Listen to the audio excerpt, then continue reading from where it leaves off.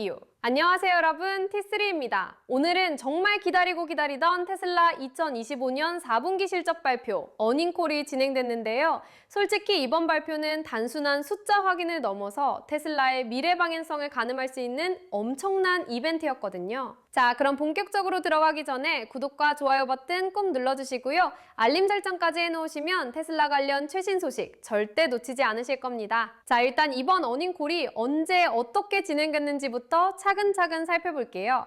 한국 시간으로는 1월 29일 오전 7시 30분에 시작됐습니다. 미국 태평양 표준시로는 1월 28일 오후 2시 30분이었고요. 동부 시간으로는 오후 5시 30분, 런던은 밤 10시 30분, 베를린은 밤 11시 30분, 호주 시드니는 다음날 아침 9시 30분이었어요. 전 세계 투자자들이 동시에 지켜보는 글로벌 이벤트였던 거죠. 이번 어닝콜은 테슬라 공식 웹사이트와 유튜브를 통해서 오디오 전용으로 생중계됐는데요. 일론 머스크를 포함한 테슬라 경영진들이 직접 나와서 질의응답 시간을 가졌습니다. 솔직히 말씀드리면 이런 어닝콜에서 일론 머스크가 직접 답변하는 걸 듣는 건 언제나 짜릿한 경험이에요. 왜냐하면 그 사람 특유의 솔직함과 비전이 그대로 드러나거든요. 그럼 이번 어닝콜에서 어떤 주제들이 주로 다뤄질 거라고 예상됐을까요? 일단 완전 자율주행 기술인 FSD가 당연히 핵심 주제였고요. 로보택시 네트워크 구축 현황, 그리고 사이버캡에 대한 이야기가 중심이 될 거라고 모두가 예상했습니다. 근데 거기서 끝이 아니에요. 새로 출시되는 차량에서 오토파일럿 기능이 아예 삭제됐다는 소식도 있었고,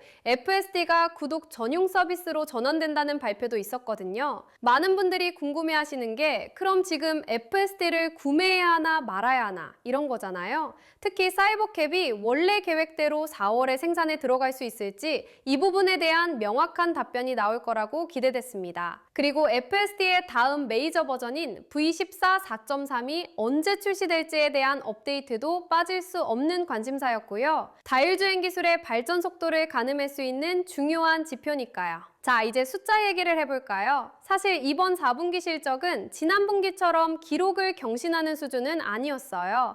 테슬라가 시장 예상치를 4,623대 차이로 슬아슬하게 못 맞췄거든요. 근데 4분기니까 연간 전체 생산량과 인도량도 함께 살펴볼 수 있는 시점이죠. 구체적인 숫자를 하나하나 뜯어볼게요. 2025년 4분기에 모델 3와 모델 Y를 합쳐서 40만 6,585대가 인도됐습니다. 그 외 다른 모델들은 11,642대가 인도됐고요. 전체적으로는 41만 8,227대가 고객들 손에 전달됐어요. 생산 측면에서 보면 모델 3와 Y가 42만 2,652대 생산됐고 다른 모델들은 11,706대 생산돼서 총 43만 4,358대가 공장에서 나왔습니다. 이걸 바로 직전 분기인 3분기랑 비교해보면 재밌는 포인트가 보여요. 3분기에는 모델 3와 Y가 48만 1,166대 인도됐었거든요. 그러니까 4분기에는 약 7만 5천대 정도 줄어든 셈이죠. 다른 모델들도 3분기 15,933대에서 4분기 11,642대로 감소했고요. 전체 인도량도 3분기 49만 7,099대에서 41만 8,227대로 떨어졌습니다. 생산량도 비슷한 패턴을 보이는데 3분기 44만 7,450대에서 4분기 43만 4,358대로 약간 줄었어요. 작년 동기 대비로도 한번 볼까요? 2024년 4분기에는 모델 3와 Y가 47만 1,930대에 인도됐었는데 올해는 40만 6,585대니까 전년 대비로도 감소한 거예요. 다른 모델들은 더 극적이에요. 작년 4분기 2만 3,640대에서 올해 11,642대로 거의 절반 수준으로 떨어졌거든요. 총 인도량도 작년 4분기 49만 5,570대에서 올해 41만 8,227대로 줄어들었습니다. 그럼 연간 전체 수치는 어떨까요?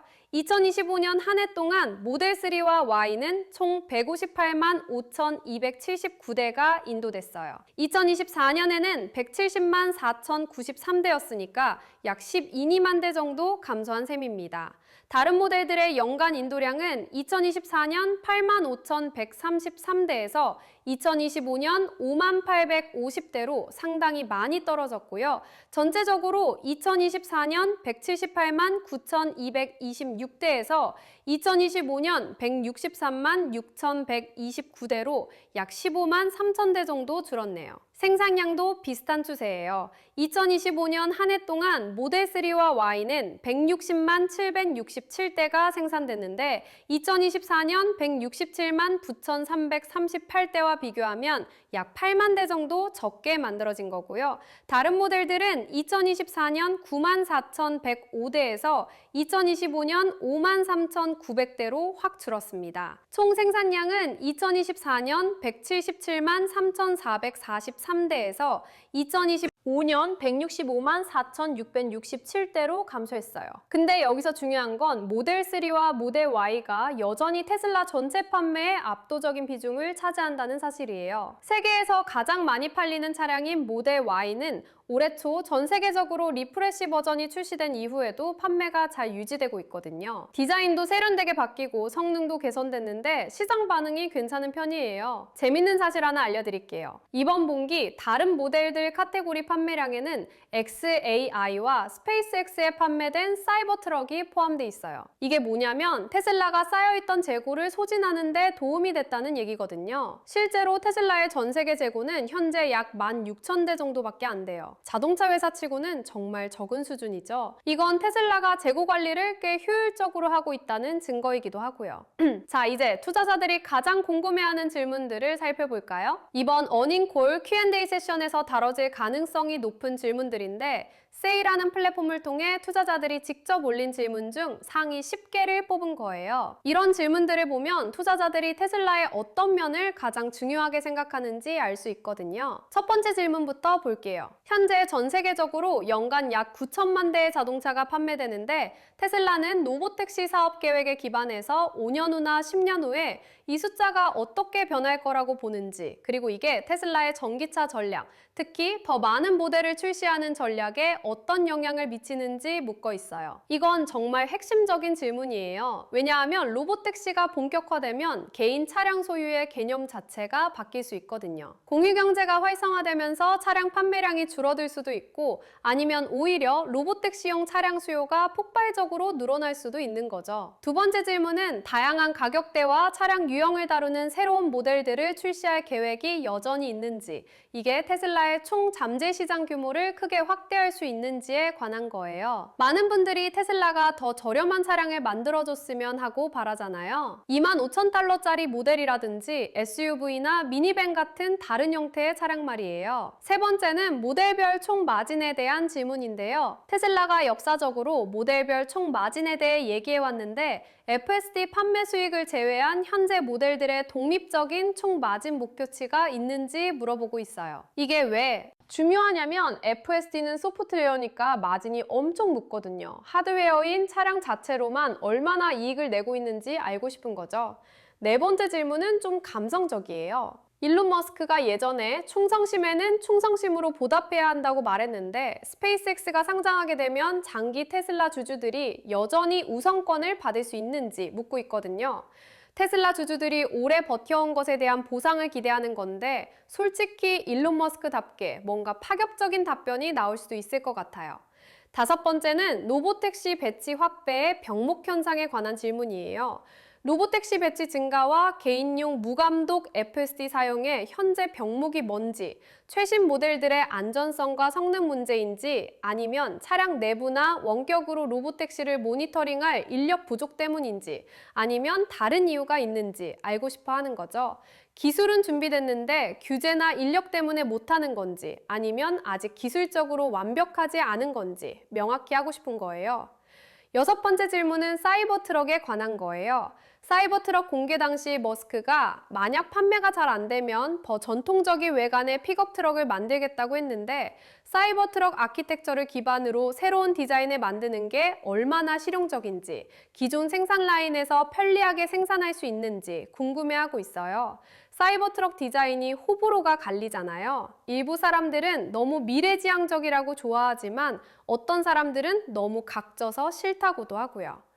일곱 번째는 옵티머스 로봇에 대한 질문입니다. 현재 테슬라 공장에 배치되어 실제 생산 작업을 수행하는 옵티머스 유닛이 몇 대나 되는지, 구체적으로 어떤 역할이나 작업을 맡고 있는지, 이들의 통합이 공장 효율성이나 생산량에 어떤 영향을 미쳤는지 알고 싶어 하네요. 옵티머스는 테슬라의 미래 먹거리 중 하나로 꼽히는데 실제로 얼마나 쓸모 있는지 궁금한 거죠. 여덟 번째는 직설적이에요. FSD가 언제 100% 무감독으로 전환될 건가요?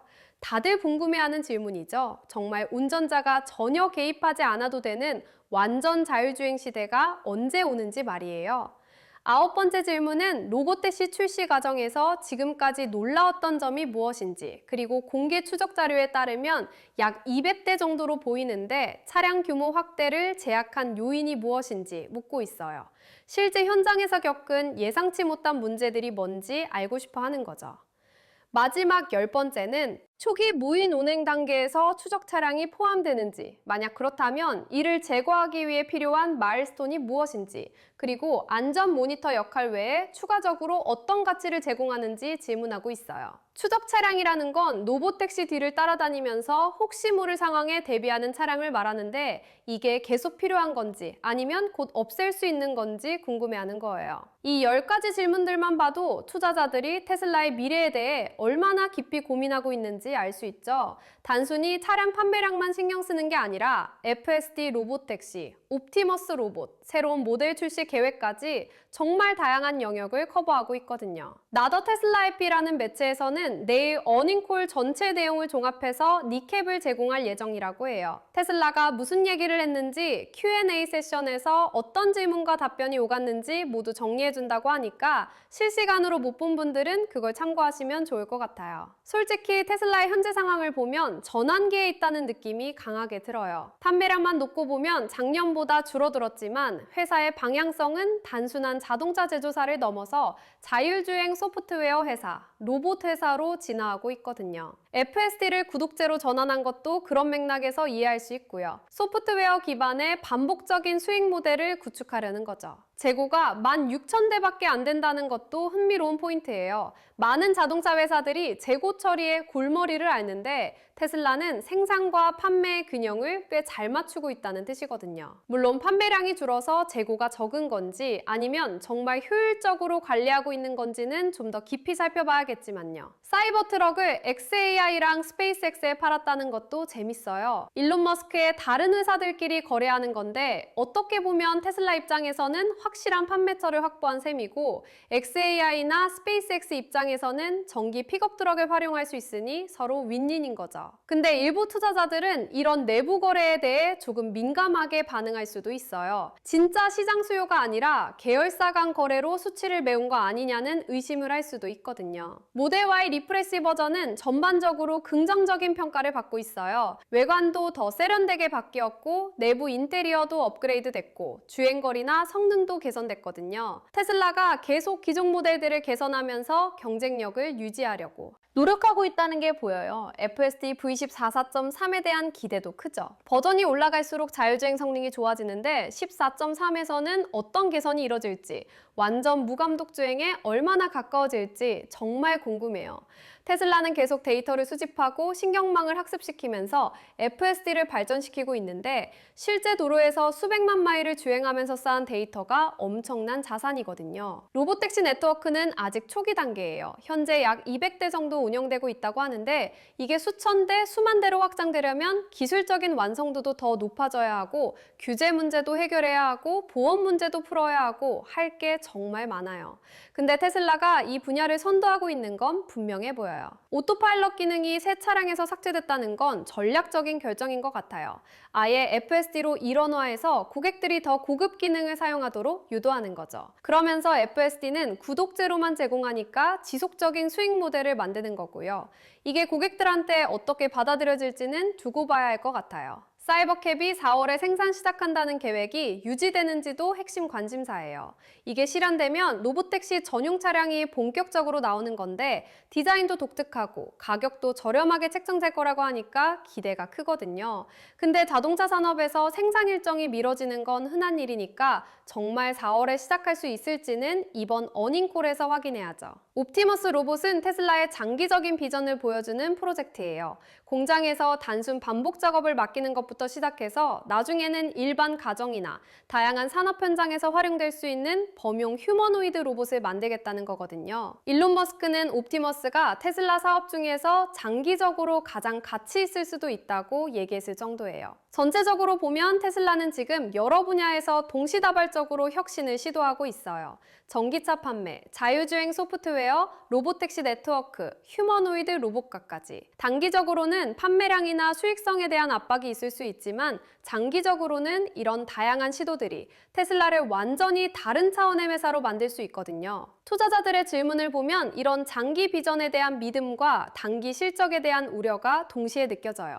로보택시가 자동차 산업 전체를 바꿀 거라는 믿음, 옵티머스가 미래 산업의 게임 체인저가 될 거라는 기대. 그러면서도 지금 당장의 마진율이나 판매량, 도 신경 쓰이는 거죠. 여러분, 여기까지가 오늘 키스리가 준비한 테슬라 어닝콜 관련 소식이었습니다. 정말 많은 내용을 다뤘는데요. 테슬라의 현재와 미래를 이해하는 데 도움이 되셨길 바라요. 이런 유익한 콘텐츠가 계속 올라올 예정이니까 구독 안 하신 분들은 꼭 구독 버튼 눌러주시고요. 좋아요와 알림 설정도 부탁드립니다. 그럼 다음 영상에서 또 만나요.